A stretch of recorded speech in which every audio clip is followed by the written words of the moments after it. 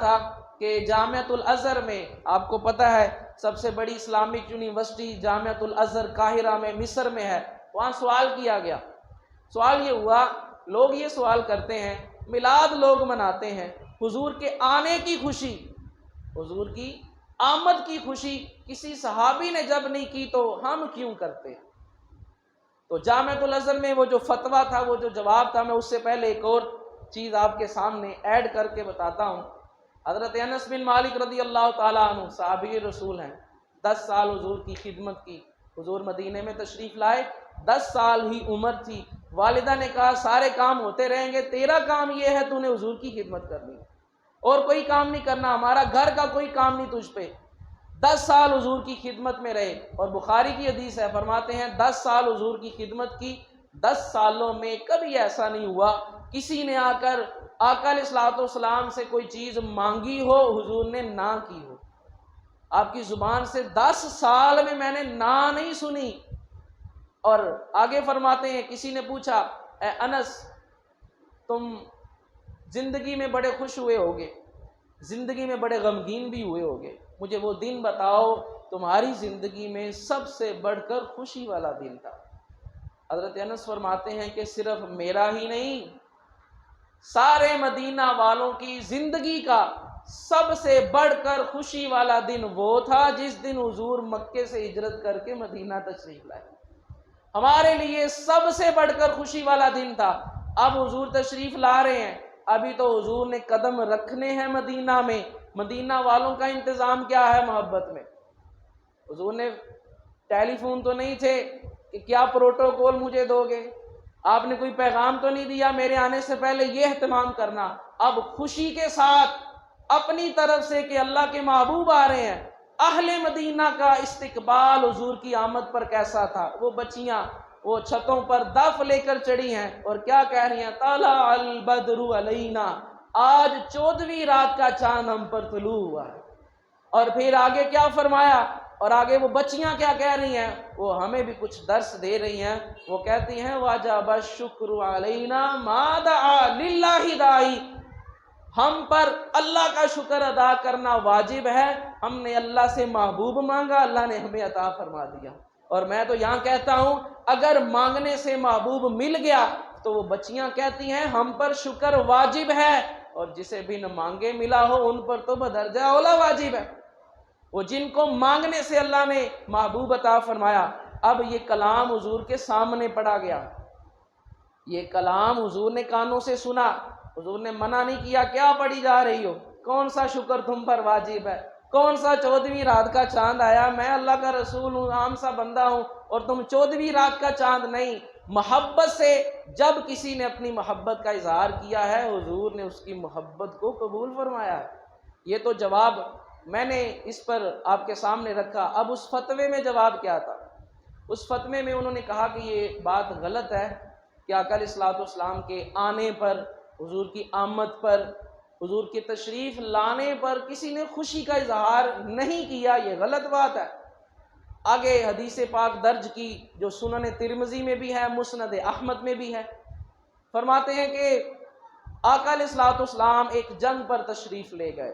حضور جنگ پر جب گئے، مدینہ منورہ میں ایک صاحب تھے، صحابی تھے، ان کی ایک لونڈی تھی، جاریۃ سودا، سیاہ رنگ کی، اور آج بھی آپ جائیں عرب میں آپ کو عربیوں کے رنگ سفید بھی نظر آئیں گے اور عربی بولنے والوں میں سیاہ بھی نظر آئیں گے، کیونکہ وہ بہت سی نسلیں، بہت سے قبیلے ایسے ہیں جو افریقہ سے ہجرت کر کے عرب میں آئے ہوئے ہیں، جس طرح حضرت بلال حبشی حبشہ سے موجودہ ایتھوپیا افریقہ سے ہجرت کر کے آپ بھی عرب کے اندر آئے ہوئے تھے، سیاہ رنگ تھا آپ کا۔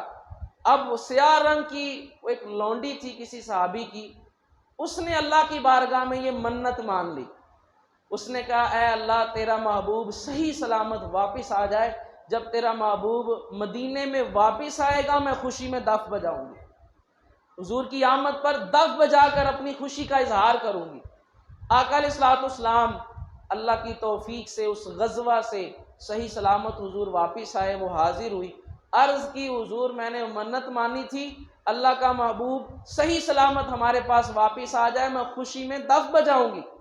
اب آقا علیہ الصلوۃ والسلام نے فرمایا اگر تو نے نظر نہیں مانی تھی، منت نہیں مانی تھی، ویسے خوشی میں بجانی ہے تو چونکہ میں نے منع کیا ہوا ہے لہٰذا تو نے نہیں بجانی۔ لیکن اگر تو نے منت ہی مانی ہوئی تھی تو جب بندہ منت پوری نہ کرے، قسم پوری نہ کرے تو 10 مسکینوں کو کھانا کھلائے گا یا غلام آزاد کرے گا یا 3 روزے رکھے گا کہ قسم ٹوٹ گئی ہے۔ تو آقا علیہ الصلوۃ والسلام نے فرمایا اگر منت مانی ہے، قسم کھائی تھی تو ٹھیک ہے، تو اپنی قسم پوری کر لے، تو اپنا شوق پورا کر لے۔ اب وہاں حضور نے یہ نہیں فرمایا میں تو ادھر سے گیا تھا، ادھر ہی واپس آنا تھا، میرے آنے کی خوشی کیسے؟ لیکن محبت کرنے والا عاشق اپنے معشوق کے لیے محبت میں جو بھی کرے وہ معشوق کی طرف سے قبول ہی ہوتا ہے۔ آج اس دور میں، آج اس وقت میں کسی سے محبت، کسی سے اظہار یکجہتی کرنا ہو، وہ برما میں ظلم ہو رہا ہے مسلمانوں پر، کیا کرتے ہیں؟ تلواریں لے کر نکلتے ہیں، اسلحہ لے کر نکلتے ہیں؟ نہیں، یہیں پر سڑکوں پر نکل پڑتے ہیں۔ کیوں؟